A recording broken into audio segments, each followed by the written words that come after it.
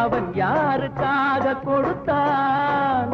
ஒருத்தருக்கா கொடுத்தான், இல்லை ஊருக்காக கொடுத்தான். மண் குடிசை வாசல் என்றால் தென்றல் வர வெறுத்திடுமா? மாலை நிலா ஏழை என்றால் வெளிச்சம் தர மறுத்திடுமா? உனக்காக ஒன்று எனக்காக ஒன்று ஒருபோதும் தெய்வம் கொடுத்ததில்லை. படைத்தவன் மேல் பழியும் இல்லை, பசித்தவன் மேல் பாவம் இல்லை. கிடைத்தவர்கள் பிரித்து கொண்டார், உழைத்தவர்கள் தெருவில் நின்றார்.